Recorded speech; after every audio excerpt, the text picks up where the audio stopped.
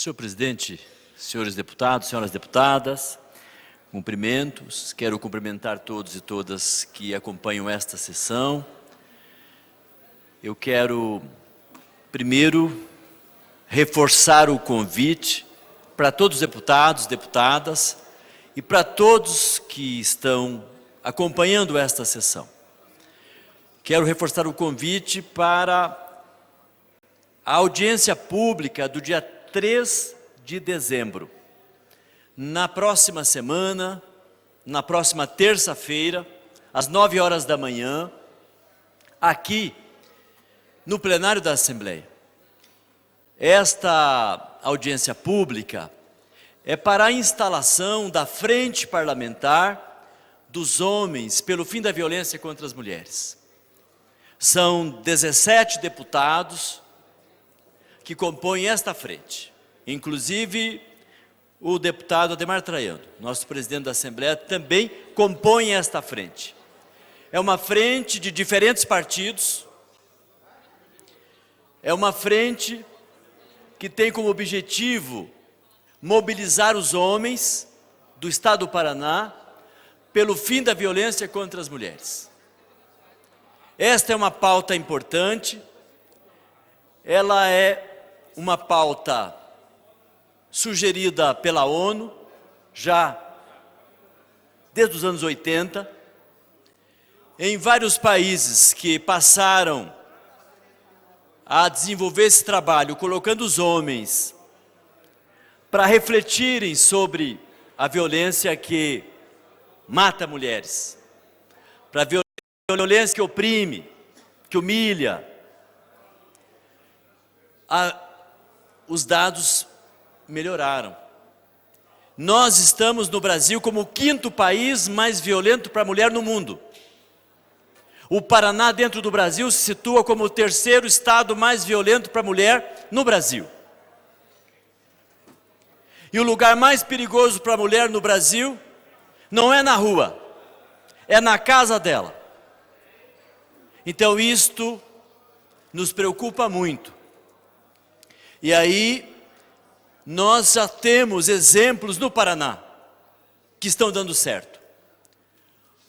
O Rio Grande do Sul é o estado pioneiro a instalar uma frente parlamentar na Assembleia Gaúcha e agora já chegou em quase 200 municípios. 196 municípios do Rio Grande do Sul já tem frente dos homens combatendo a violência contra as mulheres. Então nós queremos no Paraná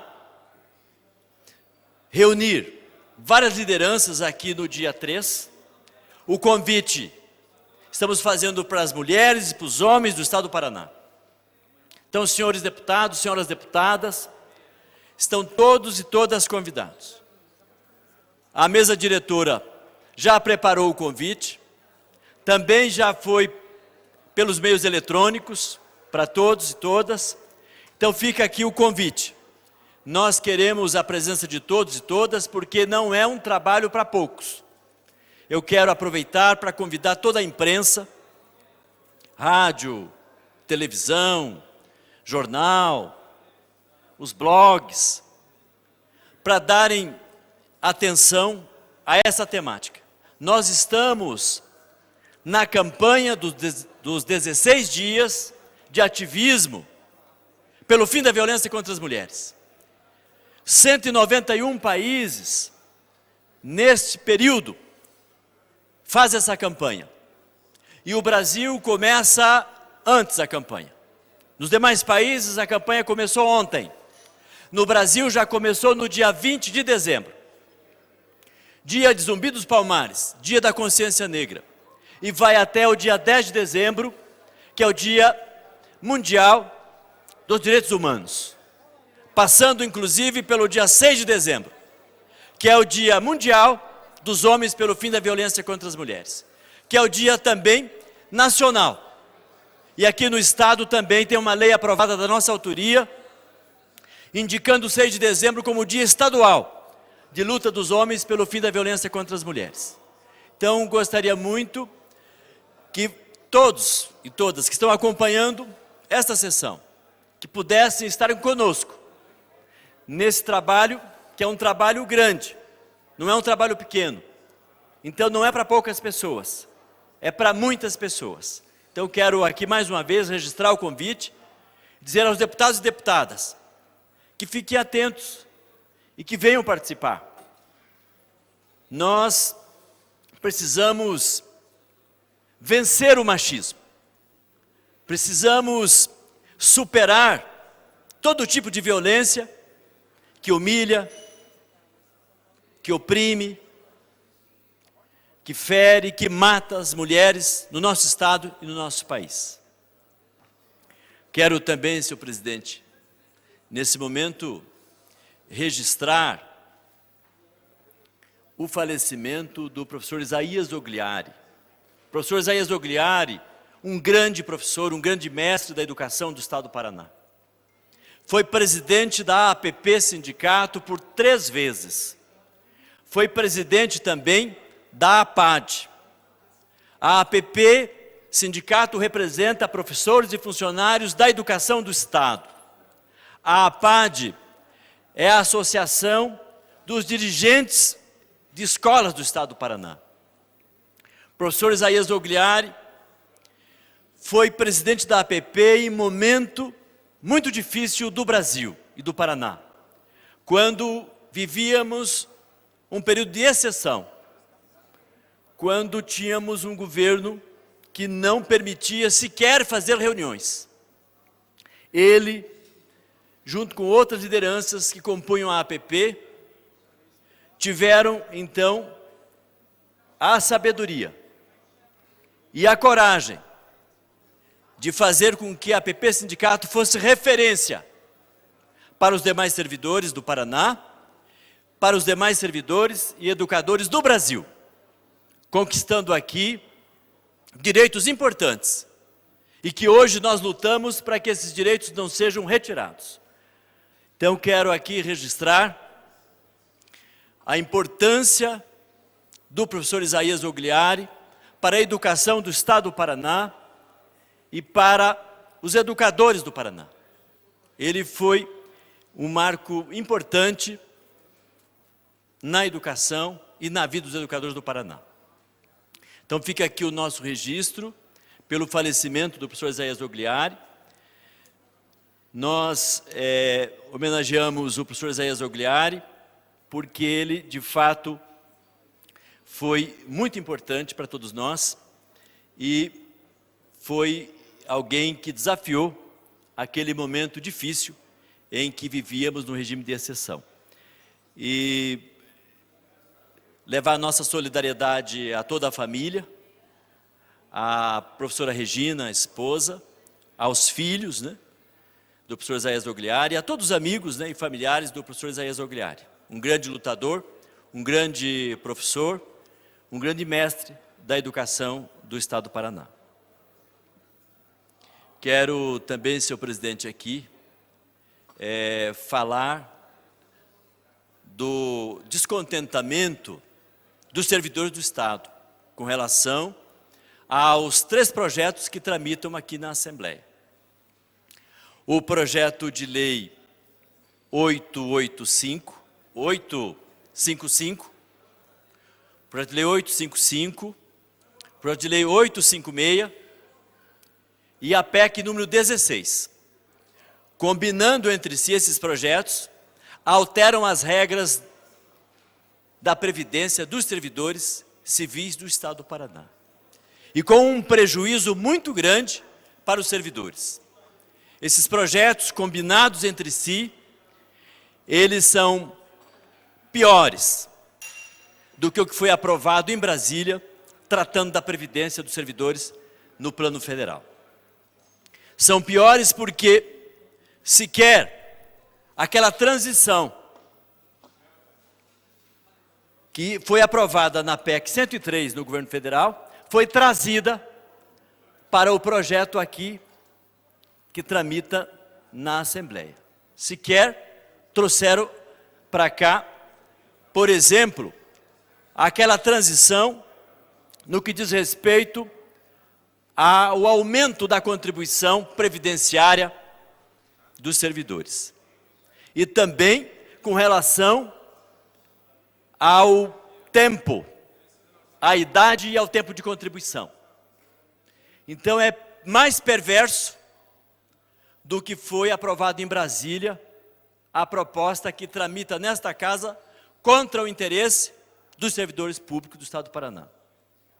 E quero registrar mais uma vez que os servidores do Paraná nunca deram causa para que o dinheiro cobrado de cada servidor ao longo de todos esses anos fosse usado pelo Estado sem ter sido aplicado conforme dispõe a legislação brasileira.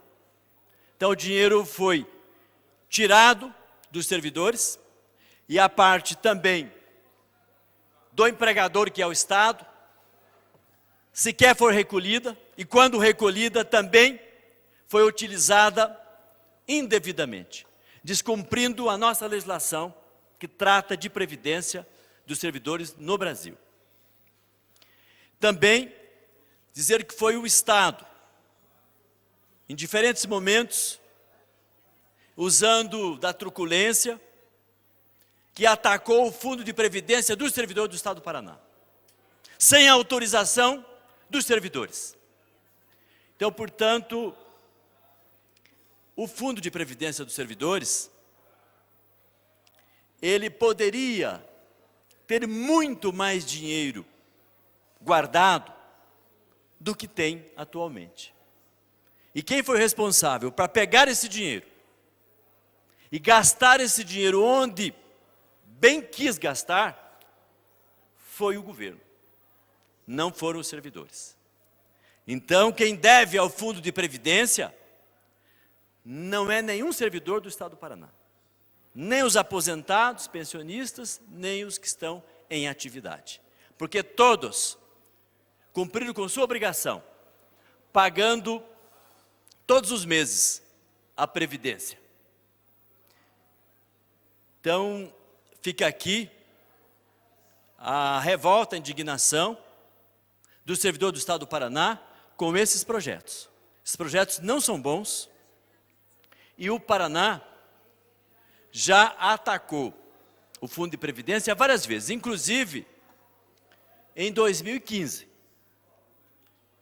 E os servidores não queriam que fosse atacado o Fundo de Previdência.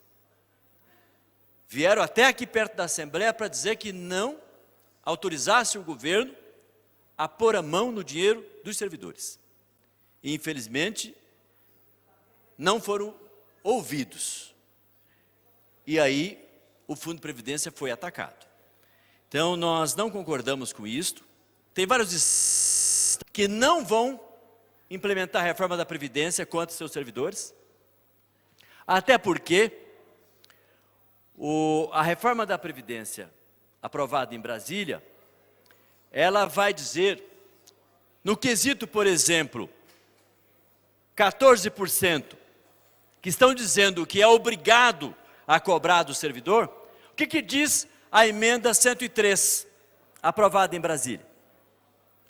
Diz que o Estado ou município, cujo Fundo de Previdência não estiver com déficit, não precisa cobrar os 14%. Pode manter a cobrança atual, que é 11%. Agora, se tiver com déficit, aí sim. Ocorre que o Fundo de Previdência do servidor do Estado do Paraná não está com déficit. Tanto que a Secretaria da Fazenda não mandou para a Assembleia, junto com o projeto, os cálculos. Por quê? Porque não tem déficit. Mesmo o fundo sendo atacado, como foi em 2015, ele não apresenta déficit. Porque uma coisa é o fundo de previdência, outra coisa é o fundo financeiro. O fundo financeiro, esse é um fundo virtual. Deputado, você tem um minuto para concluir. Para concluir, senhor presidente. O fundo financeiro é uma confissão de dívida que o Estado fez porque no passado acabou com o fundo de previdência que tinha e assumiu a conta. pegou o dinheiro, gastou onde quis e ficou com a responsabilidade de pagar os aposentados e agora não quer pagar mais.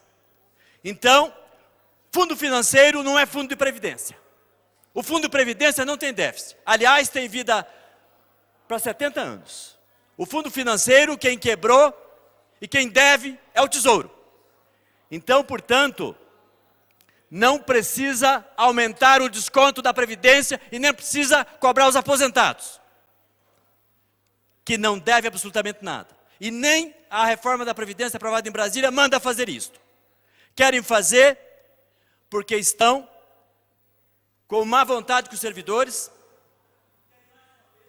Deputado, por favor, para concluir. E querem mais uma vez, senhor presidente, usar da crueldade contra os servidores públicos do Estado do Paraná. Somos contra, repudiamos isto.